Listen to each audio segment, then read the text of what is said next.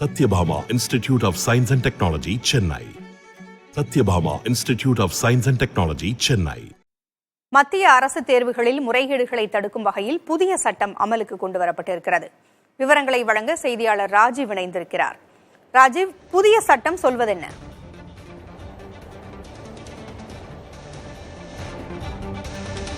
பூங்குழலி, இந்த மத்திய அரசு நடத்தப்படும் இந்த நுழைவுத் தேர்வு மற்றும் தகுதி தேர்வுகளில் முறைகேடுகளில் ஈடுபடுவதை தடுக்கும் வகையில் இந்த சட்டம் முறைகேடுகள் தடுப்பு சட்டம் 2024 மசோதா சட்டமாக அமல்படுத்தப்பட்டிருக்கின்றது. இதற்கான அறிவிப்பு நேற்று இரவு வெளியிடப்பட்டிருந்தது. இந்த மசோதா கடந்த ஆண்டு பிப்ரவரி மாதம் நாடாளுமன்றத்தில் நிறைவேற்றப்பட்டது. தற்போது குடியரசுத் தலைவர்களுடைய ஒப்புதலுடன் நாடு முழுவதும் சட்டமாக அமல்படுத்தப்பட்டிருக்கின்றது.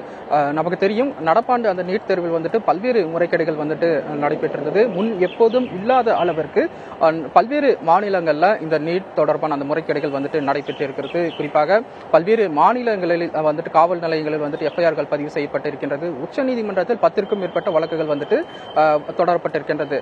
இது நீட் தேர்வில் மட்டும்தான் இந்த முறைகேடு நடந்திருக்கின்றதா என்று பார்த்தால் இல்லை.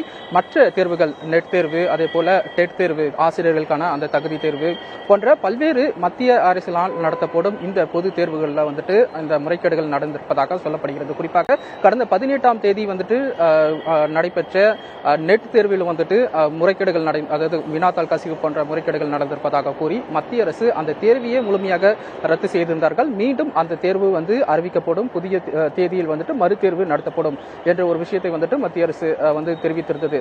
இவ்வாறாக அனைத்து தேர்வுகளிலும் முறைகேடுகள் நடைபெற்று வரும் நிலையில அரசியல் ரீதியாகவும் பாஜக அரசு பல்வேறு அந்த விமர்சனங்கள் எதிர்கொண்டு இருக்கின்றது. குறிப்பாக மத்திய அரசை கடுமையாக விமர்சித்திருக்கும் காங்கிரஸ் பிரதமர் இந்த விவகாரத்தில் எதிலும் தன்னுடைய எந்த ஒரு கருத்தையும் தெரிவிக்காமல் இருக்கிறார். தேர்வு எழுதும் மாணவர்களுடன் அவர் கலந்துரையாடுகிறார். ஆனால் இந்த முறைகேடுகள் தொடர்பாக அவர் எதுவும் விடை அளிக்கவில்லை போன்ற விஷயங்களை அவர்கள் தங்களுடைய அந்த புகார்களாகவும் கருத்துக்களாகவும் விமர்சனங்களாக முன்வைத்து வரக்கூடிய நிலையில இவ்வாறாக இந்த தேர்வு, பொது தேர்வுகளில் நடைபெறும் இந்த முறைகேடுகளை தடுக்கும் வகையில் இந்த ஒரு சட்டம் அமலாக்கப்பட்டிருக்கின்றது.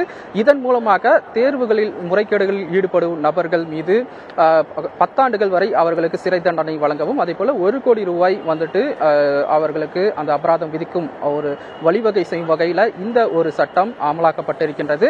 வரக்கூடிய நாட்களில் இவ்வாறாக தேர்வுகளில் ஈடுபடும் நிறுவனங்களோ அல்லது தனிப்பட்ட நபரோ குழுவாகவோ இந்த முறைகேடுகளில் ஈடுபட்டால் அவர்கள் மீதான அந்த குற்றங்கள் நிரூபிக்கப்படும் பட்சத்தில் அவர்களுக்கு குறைந்தது 5 முதல் 10 ஆண்டுகள் வரை சிறை தண்டனை கிடைக்கும். அதே போல 1 கோடி ரூபாய் அவர்களுக்கு அபராதமாக விதிக்கப்படும்.